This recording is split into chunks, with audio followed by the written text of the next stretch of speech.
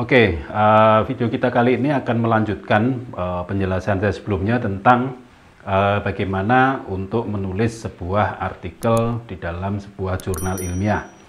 Nah, pada penjelasan sebelumnya saya sudah menjelaskan pada perspektif seorang reviewer atau seorang penilai ya, di dalam jurnal yang menentukan apakah artikel yang kita tulis itu akan dimuat atau tidak.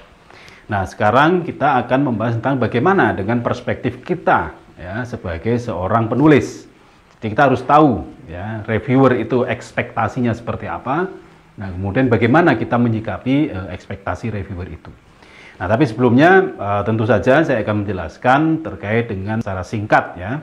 Apa saja sih sebenarnya outcomes atau hasil ya dari sebuah review. Nah, yang pertama tentu saja yang kita harapkan ya, pertama adalah artikel yang kita tulis kemudian kita submit di dalam jurnal langsung diterima ya, langsung diterima tanpa ada perbaikan, tanpa ada revisi ya, itu kemungkinan yang pertama. Nah, tentu saja kemungkinan ini sangat jarang sekali terjadi ya, contohnya misalnya ketika saya kuliah dulu, kemudian salah satu profesor saya yang dia sudah luar biasa terkenal ya, Profesor Mark Considine.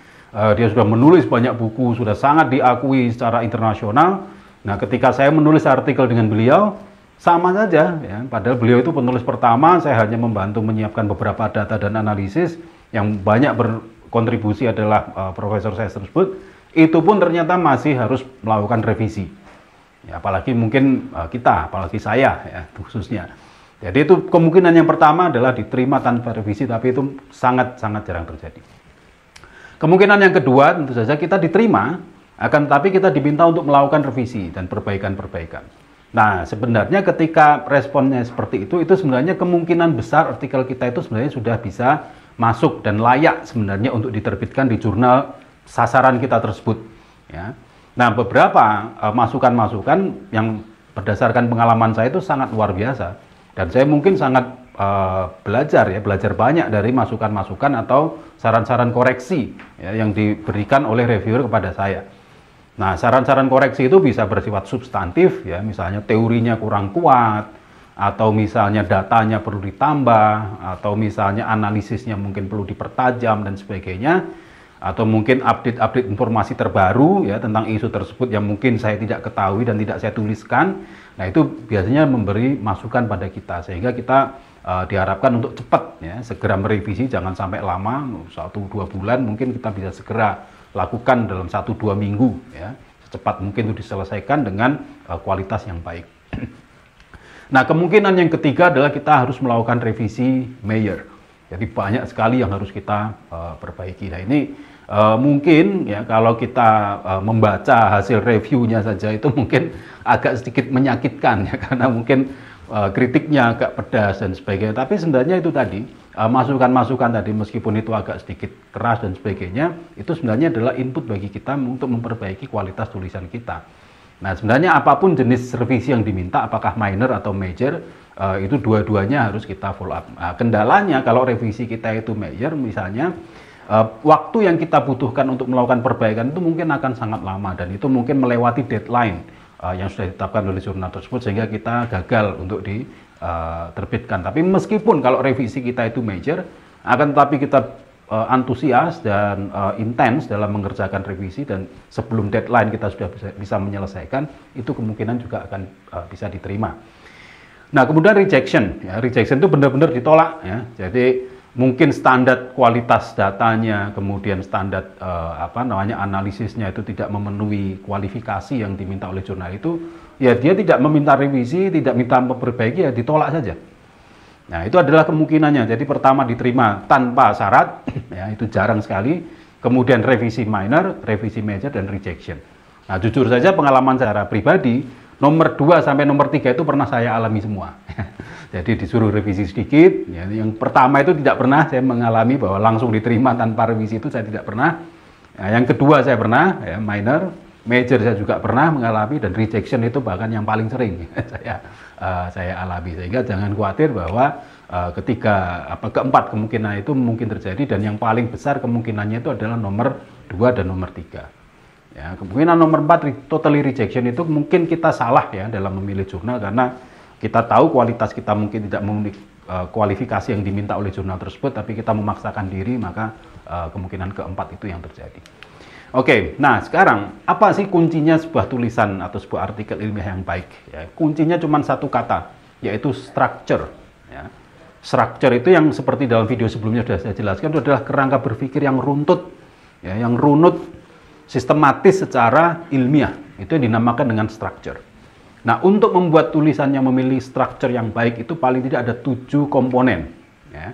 Komponen yang pertama adalah bahwa kita harus jelas menyatakan secara eksplisit apa sih kontribusi kunci dari artikel kita terhadap topik yang sedang kita bahas. Atau bisa kita sebut dengan key contribution. Itu harus jelas, harus eksplisit dan tajam. Ya. Jangan terlalu ngelambiar ya, seperti yang contoh-contoh yang sudah pernah saya sebutkan pada video sebelumnya. Jadi spesifik dan tajam. Nah, bagaimana cara membuat spesifik dan tajam? Tentu itu membutuhkan banyak pengetahuan ya. Kita membaca banyak artikel, kita membaca banyak informasi sehingga kita tahu bahwa ada satu sisi di dalam topik tersebut yang memang perlu untuk diperkuat. Dan artikel kita menawarkan hal tersebut. Jadi itu key contribution harus jelas, dinyatakan secara eksplisit dan lugas. Ya. Jadi tidak terlalu abstrak dan tidak terlalu banyak aspek yang ingin di cover. Nah, yang kedua, bagaimana cara kita membuat struktur pemikiran kita itu baik, yaitu dengan cara melengkapi tulisan kita dengan literatur-literatur yang relevan terhadap topik tersebut.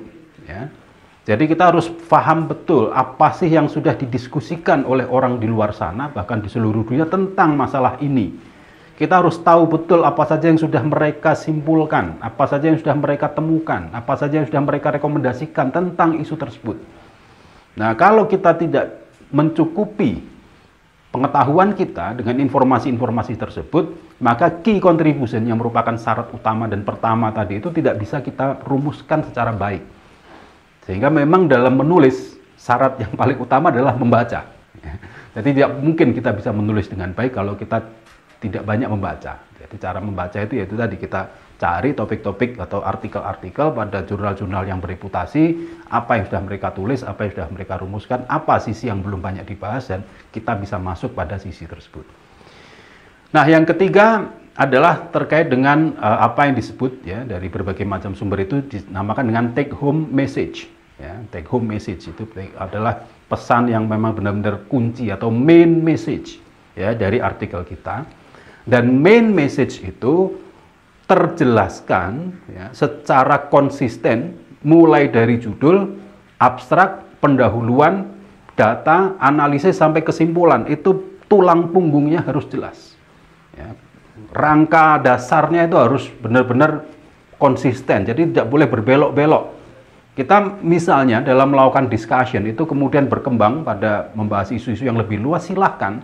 Tetapi sebenarnya pembahasan apapun yang itu meluas kemana-mana, itu akhirnya akan kembali kepada take home message yang tadi sudah saya jelaskan sebagai key argument di dalam tulisan kita. Dan itu terrefleksikan sejak awal. Ya. Sebagaimana tulang punggung yang ada di dalam tubuh kita ini, mulai dari otak sampai tulang ekor itu semuanya itu konsisten. Bahwa dari otak kemudian ada leher, kemudian bentuknya agak sedikit berubah, kemudian dari leher turun ke punggung, bentuknya agak sedikit lebar, kemudian turun ke tulang ekor, mengerucut lagi, itu silahkan. Tetapi sebenarnya semua organ-organ yang ada di kanan kirinya itu sebenarnya adalah menjelaskan tentang take home message tadi, atau key argument. Ya, sekali lagi mulai dari awal, title, abstract, introduction, sampai pada conclusion itu benar-benar jelas. Tulang punggungnya itu atau kerangka dasarnya itu terjelaskan. Jadi tidak mengabur dimanapun. Itu dinamakan dengan struktur. Ya, jadi tidak membahas terlalu luas, menggok ke sana kemari. Nah, yang berikutnya adalah kita harus jujur. Ya. Kita harus terbuka. Dan kejujuran serta keterbukaan ini justru akan menjadi poin positif dari artikel kita, yaitu tentang apa? Kejujuran tentang di mana letak kekurangan dan keterbatasan dari analisis yang kita tawarkan di dalam tulisan tersebut. Jadi sebutkan saja bahwa artikel ini tidak membahas tentang ini. Artikel ini tidak terlalu dalam mengupas pada aspek ini. Misalnya saya ambil contoh. Dalam sebuah artikel yang pernah saya tulis, misalnya saya membandingkan misalnya kebijakan di 4 negara yang ada di Asia Tenggara. Nah, saya ingin melihat apakah ada perbedaan pola di antara negara satu dengan negara yang lain dalam kebijakan, misalnya masalah subsidi dan sebagainya. Kalau ternyata terjadi perbedaan, mengapa negara A ini berbeda pola subsidinya dibandingkan negara yang lain? Misalnya itu artikel yang pernah saya tulis. Nah, saya harus jujur mengakui bahwa saya tidak membahas secara detail per item kebijakan subsidi, karena kebijakan subsidi itu banyak. Ya, ada subsidi BBM, ada subsidi pendidikan, subsidi kesehatan, dan saya tidak membahas secara detail di masing-masing negara bagaimana pengelolaan kebijakan subsidi kesehatan di Malaysia, bagaimana di Indonesia, bagaimana di Thailand secara detail, mulai dari aspek perumusannya sampai pada pengukuran keberhasilannya. Nah, itu adalah limitasi dari artikel saya, tetapi saya memiliki keunggulan bahwa artikel saya ini mampu membandingkan sekian banyak negara meskipun dalam perspektif yang bersifat lebih global, tidak bersifat lebih spesifik. Nah, sehingga limitasi dari artikel saya itu saya tidak memasuki pada wilayah yang bersifat detail. Nah, kalau Anda menulis artikel yang mendetail dan mendalam, ya jadikan mungkin alternatifnya adalah limitasinya tidak melihat pada skala global dan tidak memperbandingkan antar negara, karena artikel ini lebih fokus kepada pembahasan hal-hal yang bersifat detail dari sebuah kebijakan. Nah, jadi aspek yang kelima ini adalah tentang bagaimana kita bisa mengakui secara jujur limitasi itu di mana dan bagaimana kita men-tackle limitasi tersebut. Seperti tadi saya contohkan dalam artikel yang saya tulis, bahwa saya memiliki keterbatasan, tidak membahas secara detail aspek kebijakan yang saya amati, tetapi saya punya kelebihan ketika saya menganalisis kebijakan pada level makro, maka saya bisa membandingkan antar negara. Nah, ketika saya bisa membandingkan antar negara, maka artikel ini akan berkontribusi untuk menjelaskan bagaimana pola kebijakan yang terjadi di sebuah region, ya, atau di sebuah wilayah antar negara tertentu. Itu menjadi kelemahan saya, itu saya akui, kemudian saya transformasi menjadi sebuah keunggulan. Jadi itu bagaimana kita mengakui secara jujur kelemahan, tapi tidak kemudian membuat kelemahan kita itu menjadi nilai negatif, tapi bagaimana kita mengubah itu menjadi sebuah nilai positif. Syarat untuk membuat struktur penulisan yang baik yang berikutnya, ya, di samping konsistensi tadi, nah, kemudian yang kedua adalah kita akui di apa hal-hal yang kita tidak sentuh di situ. Nah, yang berikutnya adalah kita baru masuk pada dua organ utama di dalam sebuah artikel, yaitu evidence dan analisis. Ya, kalau evidence-nya itu kuat, tapi analisisnya itu lemah, ya ini menjadi problem. Ya, kita menggunakan bukti yang kuat, ternyata data kita luar biasa, kita bisa mengumpulkan data kuantitatif selama 50 tahun ke belakang. Wah, ini luar biasa, datanya ini sangat lengkap. Tapi hanya kita sajikan berupa tabel, grafik, dan diagram batang misalnya. Nah, ini problem, datanya bagus, tapi hanya ditampilkan secara deskriptif. Ya. Nah, kalau kita punya data yang bagus, jangkauan waktunya itu panjang, kemudian kita lakukan analisis dengan menggunakan forecast, atau kita menggunakan structural equation yang itu benar-benar secara maksimal bisa mengoptimalkan data yang kita miliki, nah itu berarti evidence-nya bagus, analisisnya juga bagus. Atau ketika kita bicara tentang kualitatif, ya, jumlah informan yang kita wawancara itu sudah sangat banyak dan mendalam, tapi ternyata ketika kita analisis, kita hanya menampilkan cuplikan-cuplikan saja dari sekian banyak statement itu. Nah, kemudian kita tiba-tiba menyimpulkan bahwa fenomena tersebut adalah seperti ini. Nah, itu adalah data yang bagus, tetapi dianalisis dengan cara yang kurang baik. Nah, apabila kita punya data narasi yang panjang dengan banyak orang sudah melakukan triangulasi, kita analisis misalkan dengan konten analisis, atau kita analisis dengan tematik analisis, kita membuat struktur berbasis fenomenologi, etnografi, dan sebagainya. Nah, itu berarti evidence-nya baik, analisisnya juga baik. Nah, ini yang menjadi komponen penting. Tidak perlu dijelaskan terlalu banyak. Cukup diambil beberapa contoh evidence yang ada, karena artikel itu space-nya sangat terbatas, tidak seperti laporan penelitian yang kita punya 100, 200, bahkan mungkin 300 halaman, sementara dalam artikel itu hanya sekitar 20 halaman, sehingga tidak perlu semuanya kita tampilkan, tapi kita ambil bagian-bagian kunci, baik pada sisi evidence maupun pada sisi analisis. Nah, ini yang nanti juga akan dijadikan oleh reviewer sebagai dasar, yang pada sesi sebelumnya sudah saya jelaskan bahwa sebuah tulisan baik itu dagingnya itu terletak di evidence dan analisis. Nah, analisis ini kekuatannya, evidence dan analisis itu kekuatannya nanti akan kita dapatkan dari research method, ya, yang pada klip yang lain juga sudah saya jelaskan. Nah, yang terakhir untuk membentuk struktur tulisan yang baik ya, pertama konsistensi, kemudian yang kedua ada limitasi, kemudian yang ketiga bukti dan analisisnya sudah baik. Nah, yang terakhir, komponen terakhir itu adalah bagaimana kita menyodorkan argumen-argumen yang masuk akal, yang persuasif di keseluruhan artikel tersebut. Jadi kadang-kadang pada bagian abstrak sudah sangat persuasif ya. Kita mengatakan bahwa katakanlah misalnya kualitas pengelolaan sekolah yang baik itu ketika semua komponen yang ada dalam sekolah, mulai dari guru, orang tua murid, muridnya itu sendiri, kemudian komite sekolah, warga sekitar sekolah, semuanya sudah dilibatkan. Kenapa keterlibatan semua ini penting? Karena kemudian sekolah itu tidak menjadi hanya sebatas di dalam kelas, karena pergaulan dan sebagainya juga bagian dari proses pendidikan. Itu adalah sebuah argumen ya. Nah, ternyata masuk akal, tetapi kemudian pada bagian lain kita menunjukkan argumen yang mungkin terlalu lemah, misalnya bahwa sekolah tanpa keterlibatan orang tua murid maka sekolah itu akan gagal dalam mengelola pendidikan. Nah, ini argumen itu sangat lemah ya. Kita harus melakukan cross check bahwa apakah benar semua sekolah yang orang tua muridnya tidak terlibat itu sekolahnya buruk. Ternyata mungkin ada kasus-kasus di sekolah yang lain yang mungkin orang tuanya murid itu sibuk sehingga tidak banyak terlibat dalam sekolah, ternyata sekolahnya juga berhasil. Nah, ini adalah contoh bagaimana logically persuasion itu harus ada di semua aspek. Jadi jangan kita membiarkan satu kalimat saja yang di dalam kalimat itu mengandung persuasi, mengandung logika yang sangat lemah. Ya, biasanya kalau dalam reviewer itu dikomentari sebagai sense. Ya, sense itu ya itu sesuatu yang masih dipertanyakan. Ya, jadi kita pastikan kalau ada satu kalimat yang kayaknya masih sumir, ya, masih kurang jelas kekuatan argumentasinya, mending kalimat itu dihilangkan. Atau kita revisi, kita ganti kalimat dengan menggunakan argumen yang lebih kuat.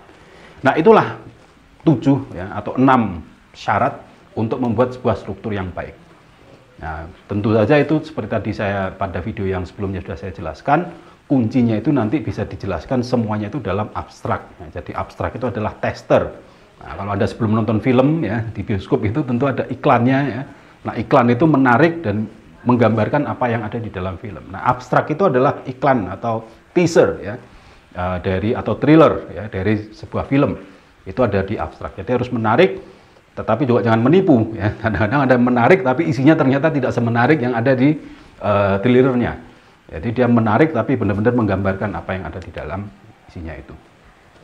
Nah, ini adalah pembahasan tentang bagaimana kita menyajikan sebuah tulisan yang baik. Nah, yang pertama ya, setelah abstrak apa? Abstrak sudah saya jelaskan sebelumnya. Kemudian introduction. Nah, introduction itu paling tidak ya terdiri dari 3 aspek ya. Aspek yang pertama dalam introduction, jadi setelah judul, abstrak, kemudian introduction. Nah, introduction itu biasanya cukup dengan 1 halaman atau bahkan mungkin 3/4 halaman, 1 spasi. Nah, itu menceritakan tentang 3 hal saja. Ya, yang pertama adalah bahwa mungkin 1-2 paragraf cukup, ya, maksimal 3 paragraf, itu yang menceritakan tentang apa sih perkembangan terbaru tentang isu tersebut. Ya, katakanlah misalnya isu tentang bagaimana memantau terjadinya penyimpangan penggunaan anggaran di pemerintah daerah. Nah, kemudian kita mencari tulisan-tulisan, mencari perkembangan-perkembangan, tidak hanya berupa artikel ilmiah, bisa jadi pemberitaan-pemberitaan media massa yang valid dan akurat. Kita ingin memotret ya, di bagian pertama ini apa saja yang sudah dirumuskan terkait dengan mengurangi korupsi atau mengurangi penyimpangan keuangan yang ada di pemerintah daerah. Nah, ternyata kalau sekarang ya, kondisi hari ini di tahun 2020, solusi yang paling mutakhir untuk mengurangi penyimpangan itu adalah penerapan e-planning dan e-budgeting. Nah, berarti kita sudah mention ya, sudah menuliskan bahwa tema dari artikel saya tentang mengurangi korupsi di daerah itu di dalam pendahuluan di paragraf pertama, kedua, maksimal paragraf ketiga itu saya menyebutkan bahwa dari sekian banyak tulisan, sekian banyak riset tentang bagaimana mengurangi korupsi di daerah, perkembangan terbaru adalah penerapan e-planning dan e-budgeting. Nah, di situ kita bisa kupas apa itu e-planning dan e-budgeting. Itu bisa meluas, yang tadi itu bisa menjadi punggung ya, meluas sedikit, tetapi sebenarnya kita tetap dalam rusuk yang sama, tetap dalam tulang punggung yang sama, yaitu membicara tentang bagaimana mengurangi korupsi yang ada di daerah. Nah, bagian kedua adalah tentang setelah kita tahu apa sih perkembangan terkini dari isu itu, bagian yang kedua kita membicarakan tentang apa sih gap ya yang ada di dalam isu tersebut. Oke, apakah ya, kalau kembali pada contoh tentang bagaimana mengurangi penyimpangan keuangan di pemerintahan daerah itu, dan kita sudah mengulas di bagian pertama di dalam introduction itu bahwa e-planning dan e-budgeting merupakan recent development dari problem keuangan, penggunaan keuangan di daerah. Nah, kita pada bagian yang kedua ini harus bisa menunjukkan gap ya. Misalnya itu adalah bisa theoretical gap, bahwa ternyata masalah e-planning dan e-budgeting itu belum bisa disandarkan pada teori tentang transparansi penyelenggaraan pemerintahan misalnya. Belum ada teori yang menjelaskan atau menjadi dasar diterapkannya e-planning dan e-budgeting. Atau ternyata penerapan e-planning dan e-budgeting menimbulkan berbagai macam persoalan baru yang itu belum banyak ditulis juga oleh artikel-artikel yang lain. Atau penerapan e-planning dan e-budgeting itu ternyata tidak semudah yang digagas ya, karena ternyata ada kendala-kendala yang ditemukan di lapangan, dan ternyata kendala-kendala tersebut juga belum banyak ditulis dan diteliti oleh berbagai macam artikel maupun para peneliti sebelumnya. Nah, itu yang dinamakan dengan gap. Jadi kita tahu apa yang menjadi perkembangan terbaru, dan kita juga tahu di mana celah problematik ya. Problematik itu bisa bersifat theoretical problematik, bisa juga practical problematik, atau yang disebut dengan gap. Nah, gap itu harus kita jelaskan ya, itu bisa di satu atau dua paragraf di dalam introduction, bahwa ada persoalan di sini, belum selesai masalah keuangan daerah itu hanya dengan mengatakan e-planning dan e-budgeting. Ada persoalan lain yang itu perlu untuk dijawab, itu pada bagian yang kedua. Nah, pada bagian yang ketiga barulah kita menjelaskan ketika kita sudah menunjukkan gap dari persoalan itu, maka artikel ini akan mengisi kekosongan itu pada sisi yang mana ya. Bahwa ketika kita sudah menunjukkan, misalnya kita memilih gapnya itu adalah gap terkait dengan problem lanjutan. Ketika e-planning dan e-budgeting ini diterapkan, maka muncul problem lanjutan. Problem lanjutan itu ada banyak ya. Misalnya salah satunya adalah ternyata karena itu berbasis IT, maka mungkin mudah di-hack ya, oleh pihak luar. Karena itu berbasis IT, maka kemudian sistemnya ketika terjadi kerusakan, maka semua dokumen perencanaan juga akan kacau balau, misalkan itu masalah lanjutannya. Nah, sehingga pada bagian yang ketiga di introduction itu, artikel ini berusaha untuk mengisi gap tersebut dengan menawarkan sebuah konsep. Misalnya bagaimana membuat e-planning dan e-budgeting itu lebih secure, dengan membuat misalnya itu harus diterapkan pada beberapa level, sehingga ketika satu level mengalami masalah masih ada level yang kedua. Misalnya artikel itu menawarkan leveling di dalam penerapan e-planning dan e-budgeting, atau menawarkan sebuah konsep untuk mengkombinasi antara e-planning dan e-budgeting dengan proses budgeting dan planning yang bersifat manual dikombin, sehingga ketika satu mengalami masalah, yang satunya masih ada dokumen yang dijadikan rujukan, misalnya seperti itu. Sehingga intinya pada bagian ketiga introduction itu adalah apa yang kita tawarkan. Nah, tawaran kita itulah yang tadi saya sebut sebagai take home message atau key message, yang itu akan masuk ke dalam bab findings, method, discussion, itu berbicara tentang apa yang kita kontribusikan itu. Ya, menawarkan leveling dalam penerapan e-planning, e-budgeting misalnya, itu menjadi sisa dari tulisan yang akan kita sampaikan. Misalnya itu yang kita pilih. Nah, ini adalah struktur yang ada di dalam introduction. Nah, bagian kedua setelah introduction, ingat, kita masih belum masuk pada theoretical framework. Nah, kadang-kadang para penulis itu bingung apa bedanya introduction dengan bagian literatur review atau theoretical framework. Ya, karena di dalam introduction kita juga sudah mengutip berbagai macam literatur, terutama untuk menjelaskan theoretical gap tadi itu. Tetapi kemudian masih ada juga yang dinamakan dengan subbab literatur review. Nah, apa bedanya? Nah, di sini dikatakan bahwa untuk bagian literatur review ini lebih menjelaskan tentang kerangka berpikir yang kita pakai. Ya. Jadi kalau tadi kita tawarkan itu adalah membuat leveling atau membuat dua versi dalam perencanaan yang bersifat I dengan yang bersifat manual. Nah, apa yang menjadi kerangka berpikir atas tawaran yang tadi kita sodorkan? Itu yang kita tuliskan di dalam theoretical framework. Jadi theoretical framework itu adalah dasar atas gagasan yang kita munculkan. Itu adalah dasar atas kontribusi yang kita tawarkan. Ya, jadi basis dalam membuat theoretical framework itu adalah pada bagian ketiga dari introduction. Atau sebaliknya, ya, bagian ketiga dari introduction itu basis teoritiknya atau basis konseptualnya itu didukung oleh pada subbab theoretical framework, atau bisa disebut juga kadang-kadang dengan literatur review. Nah, jadi itu bedanya. Jadi kalau introduction kita mengutip banyak referensi untuk menemukan gap, sementara theoretical framework atau literatur review itu adalah yang menjadi basis kita dalam menawarkan sebuah solusi atau gagasan. Nah, kemudian bagian berikutnya apa? Setelah introduction, kemudian theoretical framework, kemudian penyajian data, atau biasanya data itu digabung dengan methods, ya. Data and methods itu biasanya digabung jadi satu, sehingga di situ kita bisa jelaskan data apa yang kita gunakan, dari mana kita mendapatkannya, kemudian method itu bagaimana cara kita menganalisis data tersebut. Yang pada bagian tadi juga sudah saya jelaskan bahwa itu menjadi bagian penting, yaitu menjadi dagingnya dari keseluruhan artikel itu. Nah, apakah data itu relevan dengan tawaran kita tadi, yaitu membuat dua versi sebuah perencanaan manual dan elektronik, atau kita membuatkan sebuah sistem yang bersifat level, ya, sehingga kemudian itu bisa lebih aman. Nah, kemudian itu apa data yang kita gunakan untuk mendukung bahwa solusi itulah yang paling tepat dipakai untuk masalah bagaimana memastikan pengelolaan keuangan daerah itu tidak mengalami banyak penyimpangan. Nah, kemudian analisis, ya, disarankan kita menggunakan metode-metode analisis yang update, terutama bukan dari sisi metode, mungkin dari sisi teknik, ya, atau software, ya, karena banyak software-software baru yang mungkin lebih powerful untuk mengolah data, sehingga kalau kita update dengan adanya software-software yang baru atau teknik-teknik yang baru itu akan lebih menambah nilai poin, ya, menambah poin positif dari artikel kita. Tapi kalau kita masih pakai software-software lama, ya, yang itu sudah 10 tahun dan sebagainya, tidak menggunakan versi yang baru, itu mungkin ya selling point dari artikel itu juga akan turun. Nah, itu adalah data dan method, biasanya tidak terlalu panjang, biasanya maksimal ini hanya separuh halaman, satu spasi, ya. Datanya apa, didapat dari mana, dan dianalisis dengan menggunakan cara analisis seperti apa. Detail bagaimana proses analisisnya itu tidak perlu dijelaskan, ya, karena sekali lagi untuk artikel itu space-nya sangat pendek. Kecuali Anda membuat sebuah research report yang itu ratusan halaman, Anda bisa jelaskan secara detail bagaimana proses collecting data dan analisis data dilakukan.